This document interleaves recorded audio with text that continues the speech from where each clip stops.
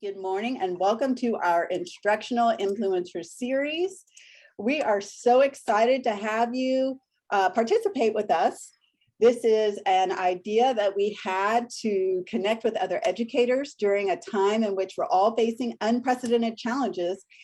And we wanted to have a structured conversation, allowing us to ask the questions that we may all have and share some approaches taken to solve common educational issues. So our plan is that our conversation will last approximately 45 minutes or so. And during that conversation, we want you to add your thoughts, your comments, your feedback, your questions in the chat. And at the end of the episode, we'll circle back and make sure that we've responded to anything that we may have missed. We are so excited to have you today. Our episode today is on the big picture, cross-content literacy. And those of you joining us, especially those of you from Texas, know how critical this topic is to ensuring that we have students graduate college, career, and military ready. And, you know, we've got these upcoming changes to our state assessment that's going to force us to be more intentional with cross-content literacy. And we know that connecting literacy across all of our content areas and courses just provides a more engaging and meaningful learning experience for all of our students. So today's host is going to be Esmeralda Alday. She's our Executive Director for Dual Language, English as a Second Language, and Migrant Services. She has 18 years of experience in education, and she's been a science teacher, an instructional coach, a specialist, a consultant with the Region Center, and a coordinator prior to this current role. She has so much depth of experience in teaching and bilingual education, and she is a huge advocate for our students. As our guest, we have two guests today. We have Janet Hester. She's our Director for Secondary Reading Language Arts. Janet has 17 years of experience in education. She has been a teacher, a specialist, also a consultant at our Region Center, two of our Region Centers in the state. And she has been a coordinator prior to her current role as our director. And we also have Stacey Knudson. You might have heard that name before. We had her featured in another Instructional Influencer Series not too long ago. Stacey's our director for elementary math. She has 24 years in education. She's been a teacher, a specialist, an assistant director, all prior to her current role as our director for elementary mathematics. I'm super excited about this episode. And I want to give a quick shout out and really a dedication because it's Women's History Month. So I'm excited that we have this lineup of powerful, strong women to share what they know and how they can help influence others when it comes to cross-content literacy. And last night, we just happened to celebrate the retirement of Dr. Olivia Hernandez, our former assistant superintendent for learning, language, and literacy. And it's just a wonderful opportunity to celebrate her legacy because some of the knowledge that's going to be dropped in this conversation will have certainly been influenced by Dr. Hernandez and the work that she's done with us, our departments in this district. So we want to dedicate this episode to her. We want to wish everyone a happy Women's History Month. And I think we're ready to go, Esme. Awesome. Thank you so much for that great introduction, Kendra. And thank you to everybody that's joining us. We know there are a ton of things you could be doing at 10 a.m. on the Thursday before spring break, but you're here with us. So muchas gracias. We are going to start with a quote from Paulo Freire. And thank you, Eric, because when you, Mr. Wicker, when you led the first Instructional Influencer episode, you started with the quote, and I've been motivated ever since.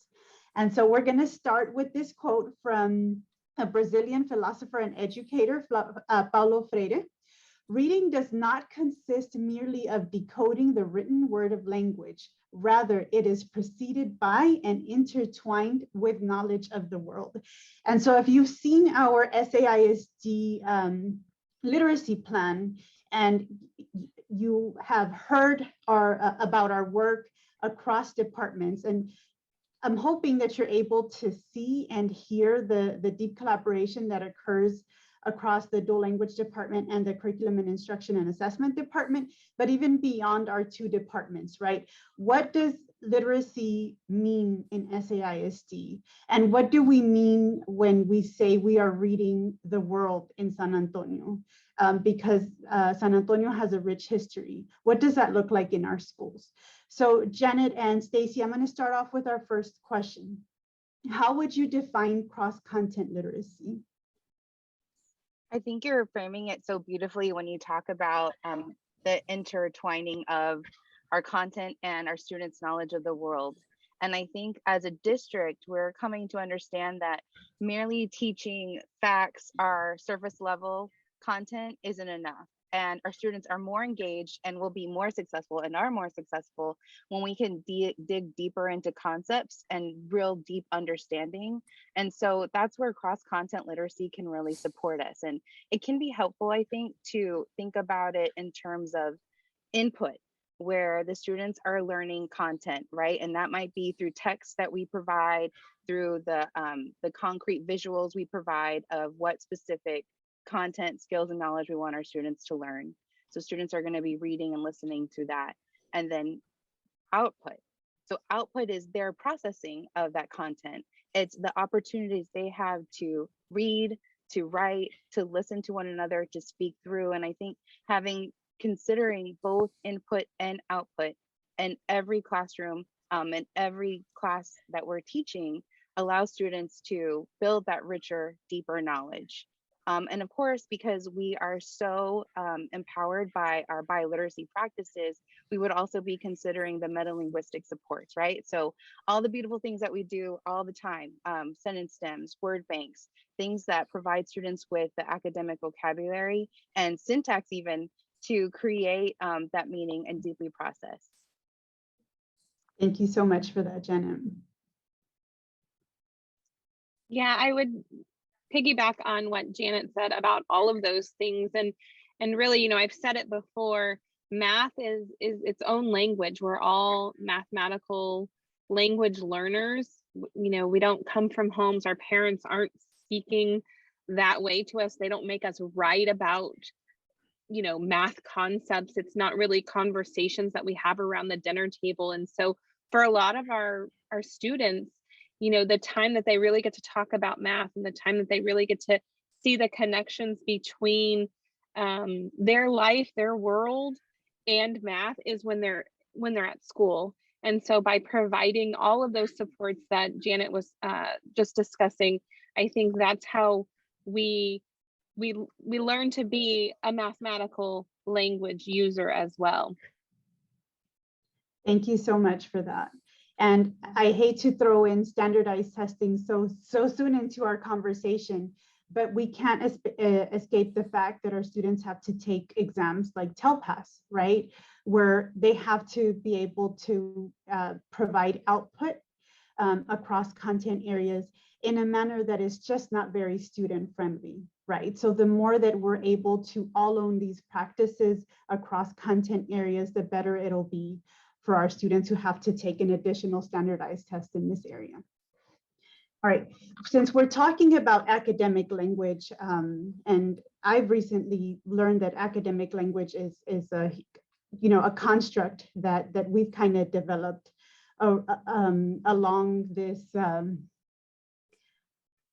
this just mind frame of racial linguistic ideologies. I want to talk a little bit about what literacy really means, right? And what do we mean by academic language? And is it really superior to the language practices or the literacy practices that our students bring in from their homes?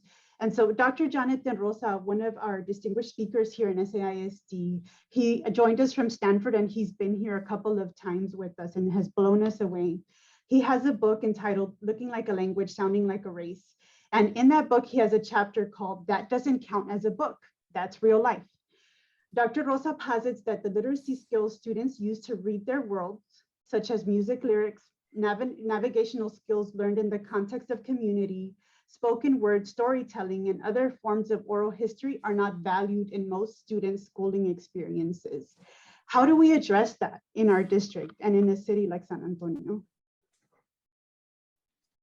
Well, I think first off, we have to remember that we need to engage our students. And so we can't dismiss the things that are important to them.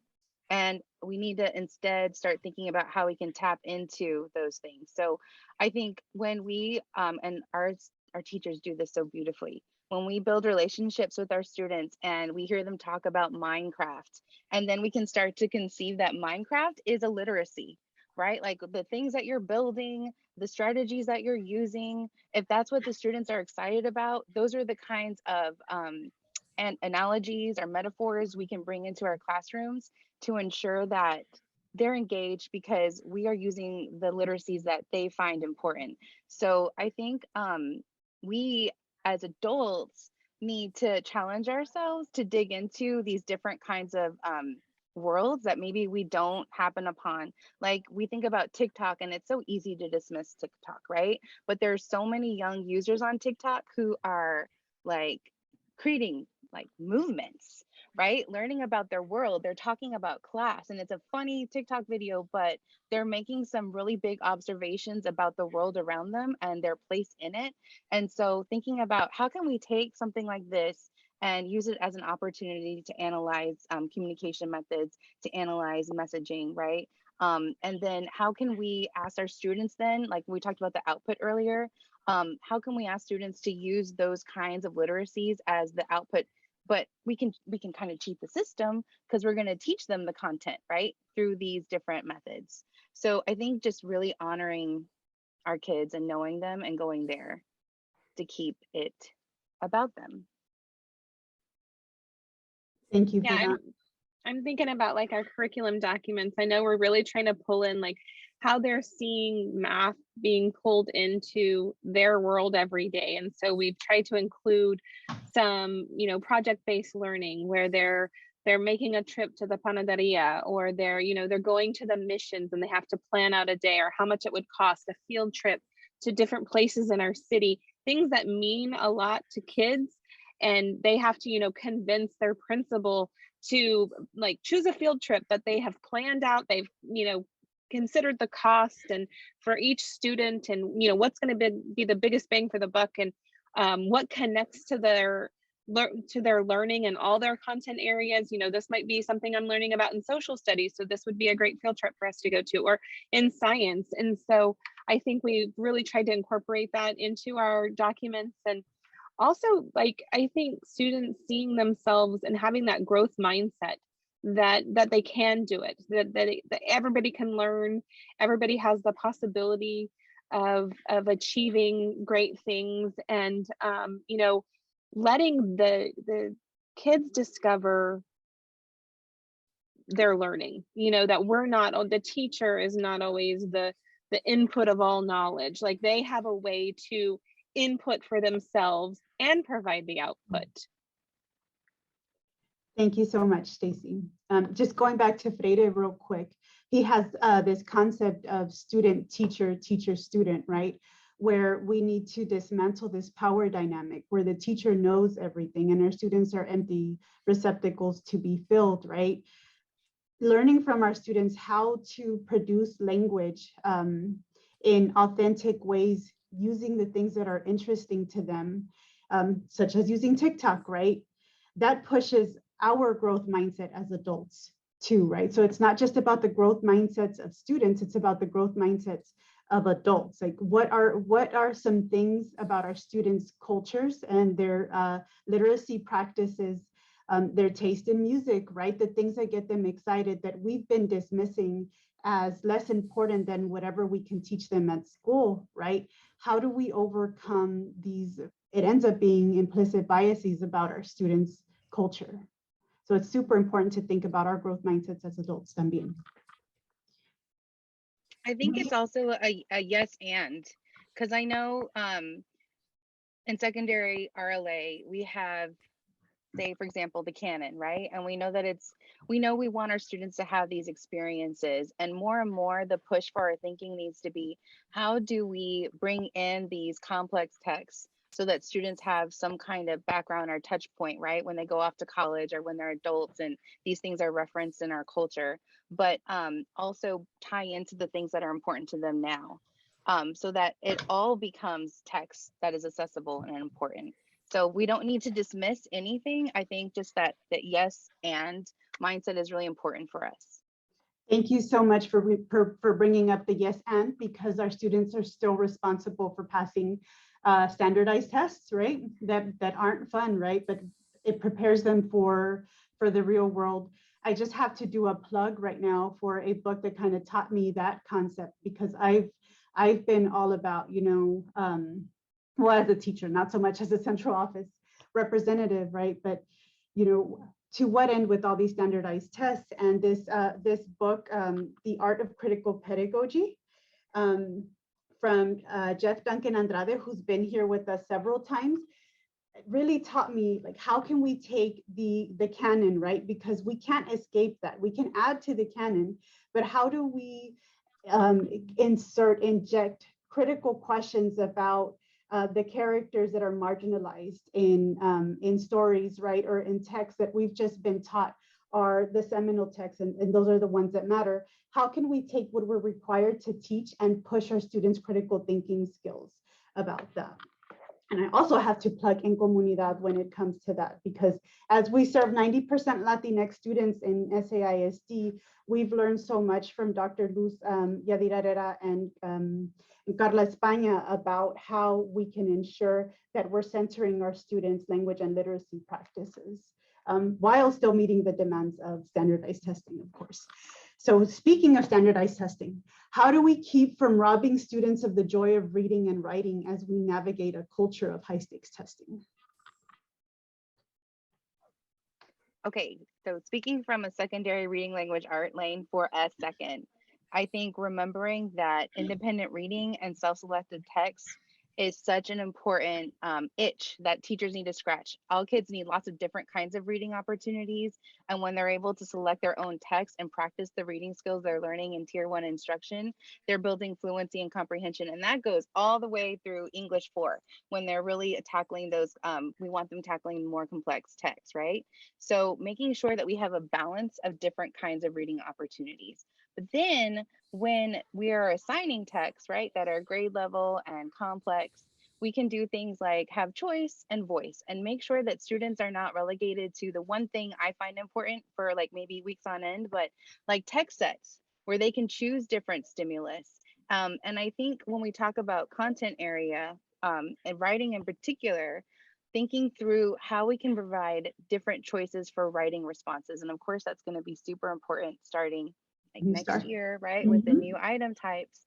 But thinking about like the depth and complexity icons that the GT program really promotes, and asking students to consider any stimulus or any content and think about what are the patterns I've seen, what are the big ideas, what are the trends, what are the details, and kind of write to different prompts, but the students can choose. Choice is such an easy like lowering of the affective filter that we can provide our students on the daily, right? It's just something that, and we also get to see what they're learning. So I think that like just for starters, voice and choice would be something I would be repeating as a campus leader. And I think, Janet, really, it's not just through a secondary lens, like as you were saying, secondary language arts, as we consider what students are going to be expected to do in high stakes testing starting next year, it really does cross again through all of those content areas. And seeing, like you talked about, seeing patterns. You see patterns in math, you see patterns in history, you see patterns in science, and really having kids consider like, and do I feel I'm in a place where I can take a risk? Like, is this an environment right now where I feel like I can express my opinion or my thought, or this is my solution? And are we providing our students with, those authentic types of tasks, instead of like, well, this came out of the textbook, and we all know textbooks are written to the masses and they're not written for our students, right? And so we have the opportunity to make this, really beneficial to, and let our kids see how, okay, this task, this is how it really reflects in my life. It's not just some publisher out there, from New York that has no idea what me as a student in San Antonio experiences, goes through. And so I really think by providing kind of those also those like low floor, those but high ceiling, like you know, sky's the limit kind of tasks for our kids. It allows everybody, our you know, emergent bilinguals, our special ed students, our, you know, anybody to have access to those rich type of tasks. And so and like high interest things that appeal to them. Exactly, because when that effective filter is lowered, students such as emergent bilinguals, they're more willing to take risks, because opening your mouth to speak in a language that is not your dominant language is an everyday risk that many of us just don't understand because it's not our own experience. And we know that a high tide raises all boats, right?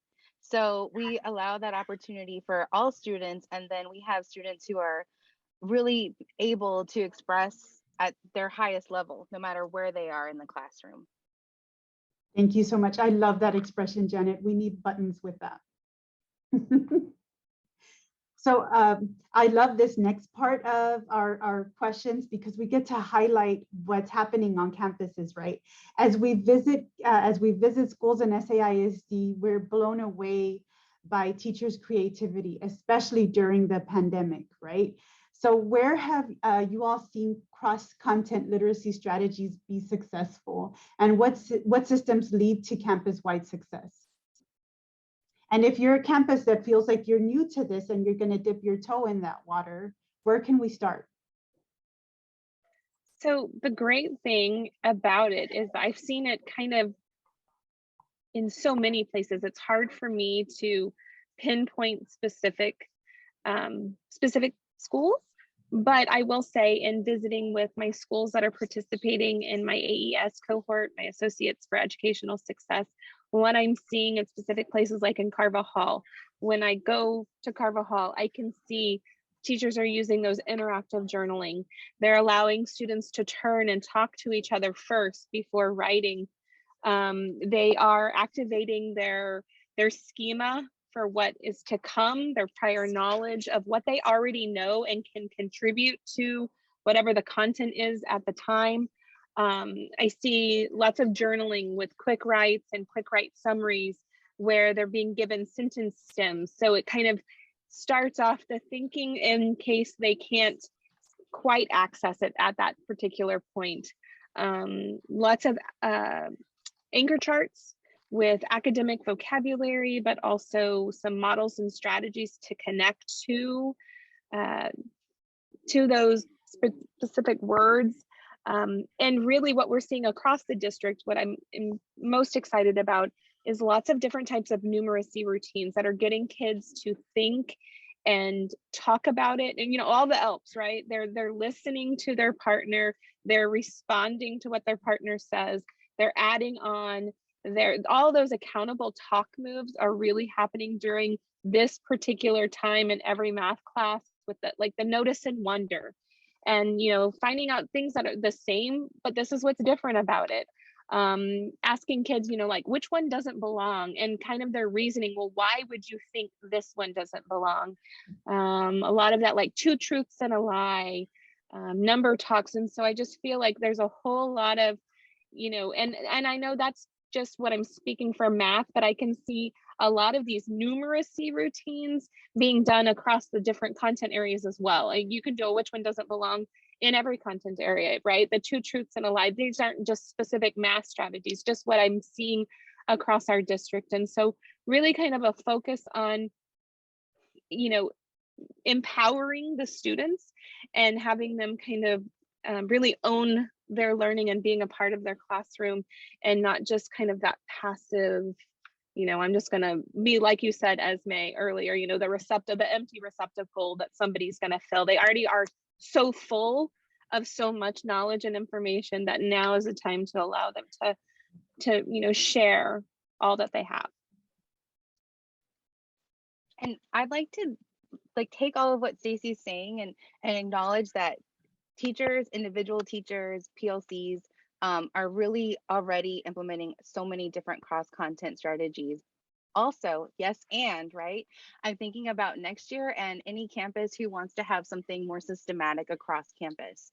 And so suggestions we have are to pick 2 or 3 strategies and run professional development using the instructional leaders on your campus, modeling the strategy with teachers being students and experiencing the strategy as a student, and then run it by content. So one amazing example I just saw, and this is one, I know it's happening everywhere, but at Brackenridge, we have deans, right? So Jocelyn Hernandez is the RLA dean, and Miss Corina Garcia is the math dean. At BRAC, they've used the strategy read the darn thing for years. And it's basically a routine for getting a cold text, like looking at the title, how do you chunk the text, how do you annotate? And what the math dean did was take that strategy and work it with her math department and adapted it for the math department. So they're not using it exactly as RLA would. They've taken out some things, they've added some things that work for their math content. But bottom line is, every single student that's going through those classes at BRAC have the same kind of strategy. So they're able to access it, it's repeated, it's everywhere. And the thing to remember, I think, is cross-content literacy strategy is important. But the why is because students aren't born with these minute, small, like knowledge of how to read and process text, right? And output text.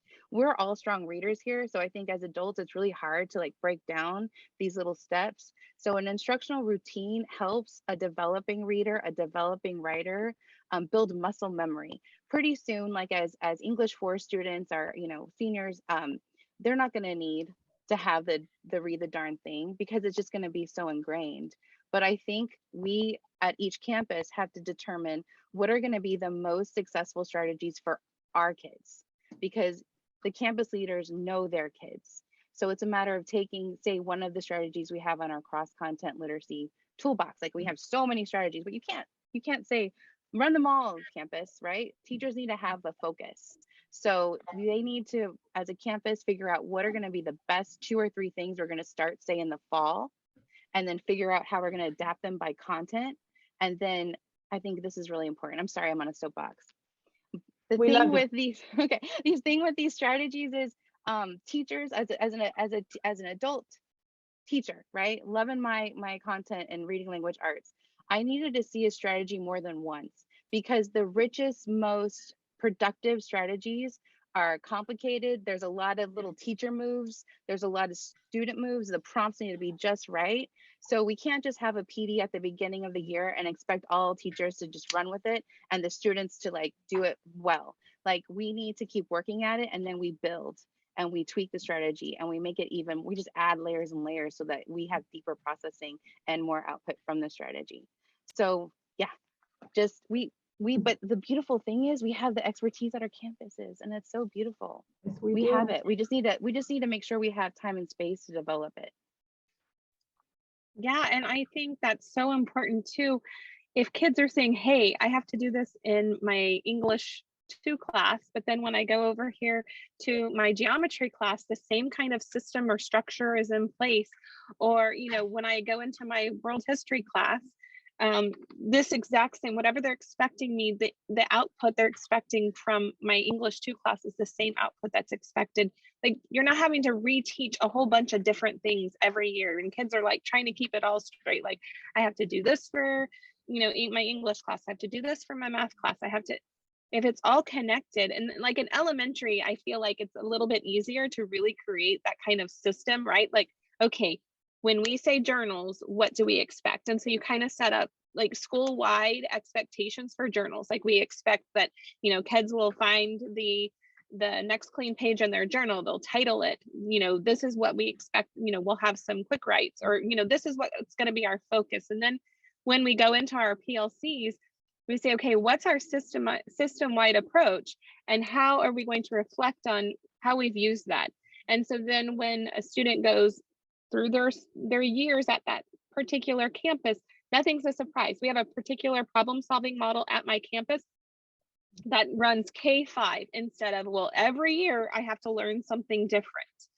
And so I think, that consistency is what kids crave. And I think consistency is what kids need. And really, it's easier for you to check in, I think, across grade levels too. Like you have the same sort of thing to focus on and to have a conversation about. Awesome. And, you know, John Hattie talks about the effect size for collective teacher efficacy, right? There's a reason the effect size is so high. Now, I can't help but look at this through the lens of a newcomer, right? If you're brand new to the country, let's think about our students that are coming from Afghanistan, but there are routines that run across the campus. It makes you less anxious as you come to school.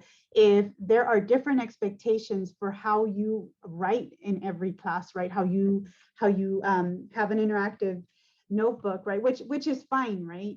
It shouldn't look exactly the same everywhere, but our newcomers who don't have this dominant language should be able to come in and have some sense, right, of what the school day or what class runs like, how we write, how we speak in complete sentences.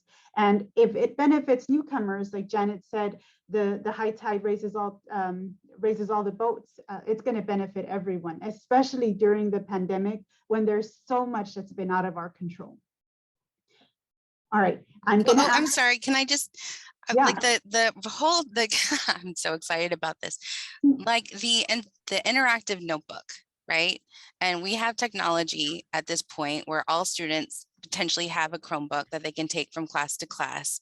And so just thinking of the beauty of a campus-wide approach where all teachers have access to a student's notebook, and the notebook is the same slide deck, right? Or Google Doc. We like slide decks for everything that the student is taking across all their classes for their grade levels. And then think about the potential for an organization where the left side of the slide is teacher input. It's the content. And then the right part of the slide, the right-hand part, is my output, the meaning I'm making from it. And that's the consistent, that itself is a routine, right? That I know that as a learner, I'm always going to be taking in new information, but it's also my learner responsibility to make meaning, and it's going to be represented here on the right side of this notebook. And imagine all teachers having access so that the reading language arts teacher can see what the math teacher is doing and then could somehow like make connections. Because I think that's the hardest thing, right? Like for us to find the time to plan and make those connections thoughtful, just having something that we can all have access to would help with that. Thank you. And I really think that's great for administrators to see, right? Too.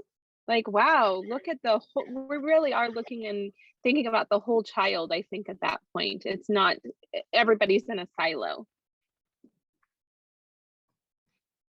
All right, y'all, here comes a controversial question. Do you think that content teachers have to grade students' grammar and convention when they write? Take a minute if you need to. Okay, this is my 2 cents on it. I feel like if the science, like say the biology teacher at the high school hasn't had the grammar lessons, hasn't experienced the way that the English 1 and 2 and 3 and 4 teachers are teaching grammar, doesn't know or feel comfortable with assessing that, they should not. I think it should just be about the content. I think you can get to that point where everyone's on the same page of simple, compound, complex sentences, and let's just make sure that everything is a complete, and well punctuated sentence. That's fine.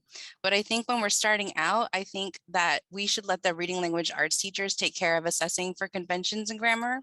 And we should just ask that our colleagues work on content and producing the writing. That's what I think. What do you think, Stacey? I would have to say I agree. I think in the elementary realm, I think this is an excellent opportunity, especially when you were talking about that, having that interactive notebook, and whether it be digital or one that they have. But how great is it? I wrote about something in math or social studies or science, and now during my writing time, I'm in my, revising and editing time, I'm actually going to take my writing from earlier, my authentic writing, and that is what I'm going to be revising and editing instead of some random thing that's been picked out of a textbook or random writing that I did whenever that really doesn't tie to the rest of what I've been learning throughout the day. And so I really think, and you know, I think a lot of times in elementary we're a lot luckier in the sense that for many of us, we get to keep our kids all day long. And so I, as a teacher, know like, okay, this is what I need to work with my student on as far as the grammar and the spelling and everything. But I do think leave math time to the content, and we can use what I wrote during my quick write summary as a place for revision and for editing. Thank you. And thank you for everybody that's dropping these comments in the chat, right? There's a time and a place for everything in elementary dual language, and even into middle school and in world language classes, you'll see a process called the dictado, right? It's an authentic revising and editing practice that is from Latino America. But students embrace that practice. Yes, there is a red pencil involved, but the students hold the red pencil. It's not the teacher, right? The students correct their own grammar, but it's in a manner where the classroom is building community over through a text that is authentic and is exciting to the students. And so I got to throw that in there, right? And of course, because we have students that are newcomers, imagine if we took a red pen to everything that our students put out there. How willing would you be to continue to take risks as you write about what you're learning in your science or your social studies classes?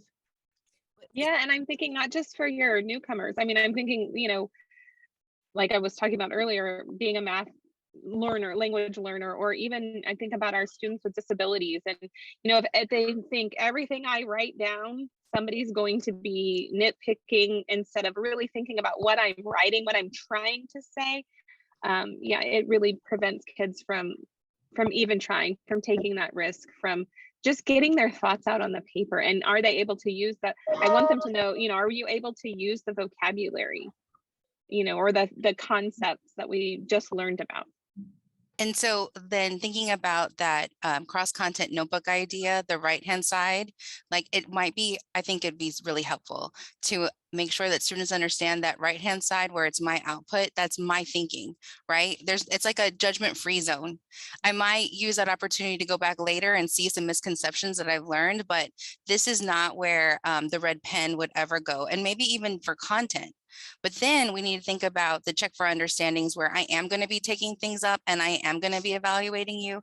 In the chat, I'm putting a quick write rubric that YMLA developed, and it was used cross content. And you'll see that the criteria was an accurate answer, relevant evidence, clear explanation. I mean, it's basically setting up for a CER, right, in my head. And then they as a campus decided that we're going to put the structures together to assess for strong complete sentences. So I think when we're talking about systems, right, and that continuity for the student experience, knowing that this right-hand side is me, my processing, yet I'm going to be asked to submit some kind of assessment, and the rubric stays the same across content areas. This is really open. And I think if you're asking, say, in a math classroom, like, what do you notice about the patterns? There, you know, this rubric would totally apply, and it's something that can be consistent for us. This is also where anchors of support come in, right? Even on that right side of the notebook, if you have students that are at beginning or intermediate proficiency in writing, you can give them you should give them a sentence starter, right? That's going to benefit everyone, and it'll get the thoughts flowing. Thank you to everyone who's dropping these wonderful ideas in the chat también.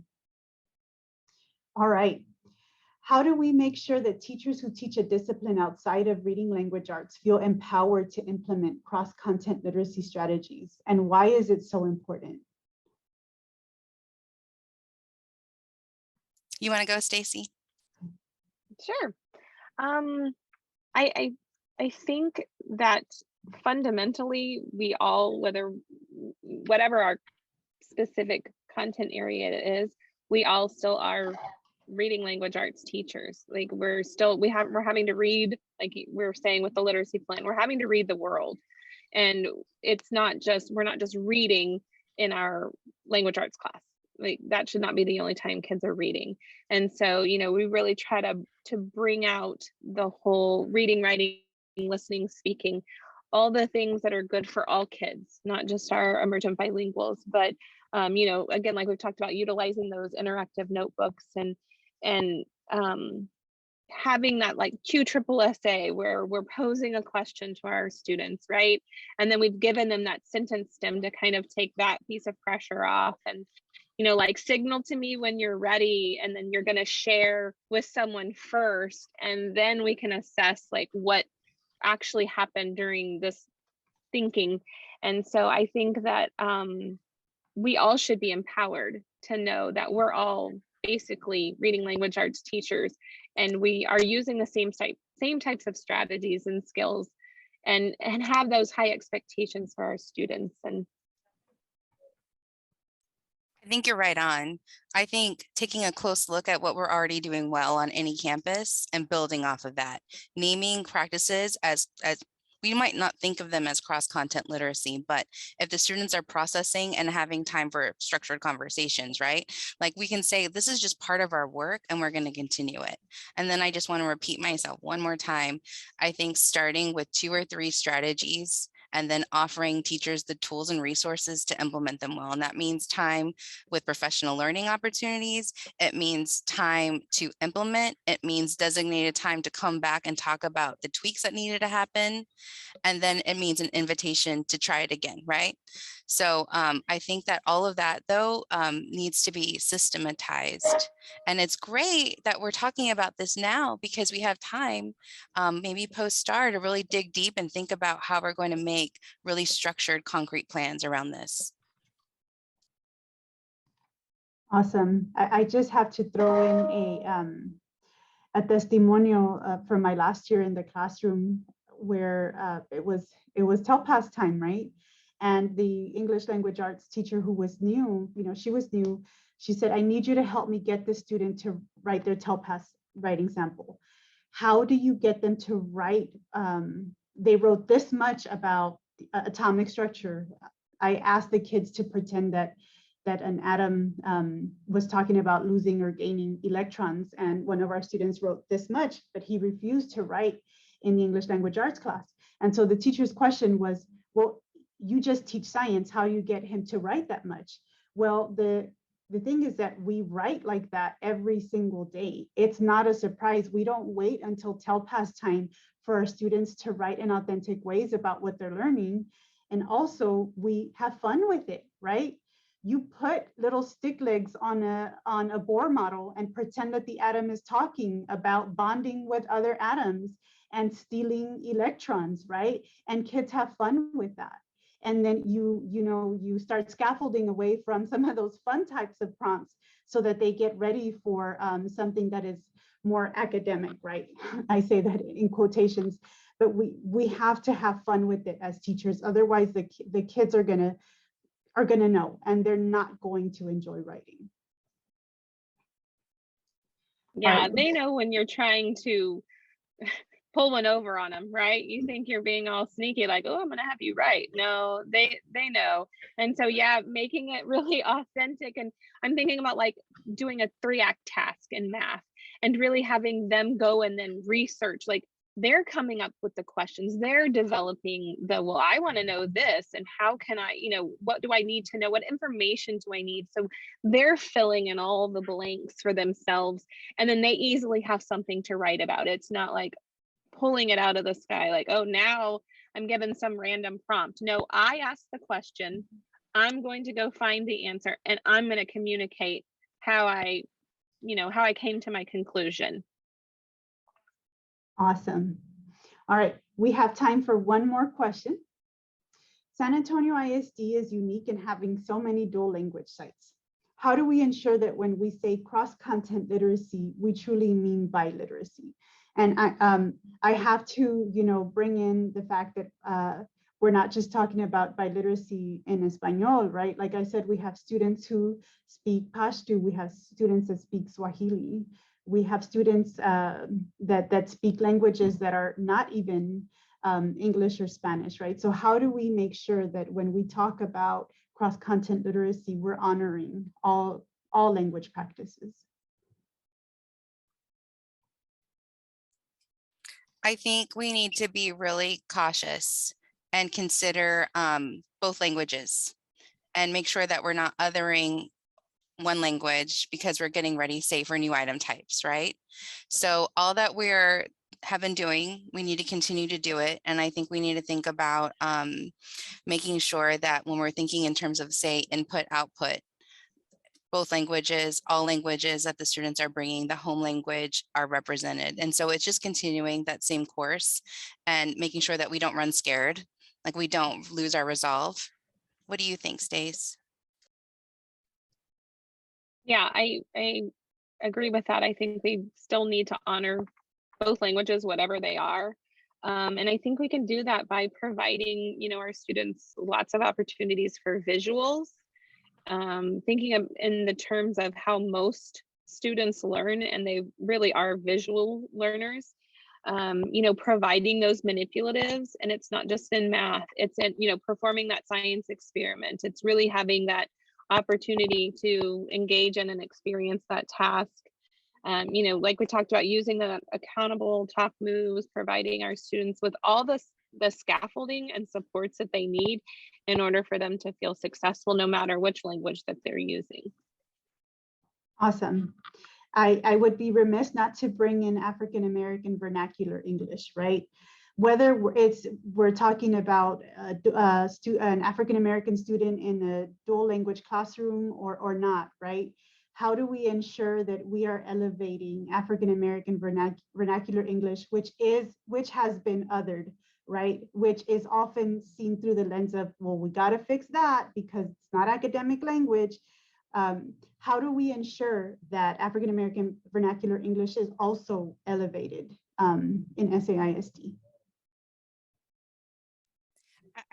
I think that it's a continual conversation, because I think that we've all been colonized, right? Like we were talking about last night, and we catch ourselves. We need to continue to remind ourselves that our students are complete and whole. They're already complete and whole and beautiful, and whatever they're bringing to us, we need to continue to honor it. So I don't mean to sound hippy dippy, but I think we continually need to work on our own selves. And as leaders, we need to remind ourselves, as teachers, we need to remind ourselves that all language is valid, and continue to push, to fight, to flip the mindset of treating it as a strength and not as something to fix. And I think giving kids the opportunity to not just speak with that academic language, but then also just to talk. Like, let me talk to you about math, and no one's going to be judging me, or social studies or science, about judging me what language I'm using. Let me just talk to you about what I know. And yeah, that goes back to all the things that they already come with, and really honoring all of that. I wish we could keep going with this conversation because there's so much more that we can discuss, but I think that we are out of time. Thank you so much for the authenticity that you brought to this conversation. For those of you all listening to us, just know that these are conversations that happen on the third floor all the time. These are conversations that happen through text late at night.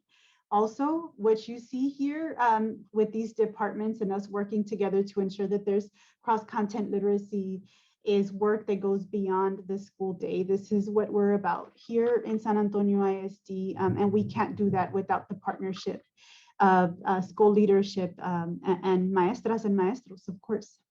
Thank you guys so much. I so appreciate everything you guys have discussed today.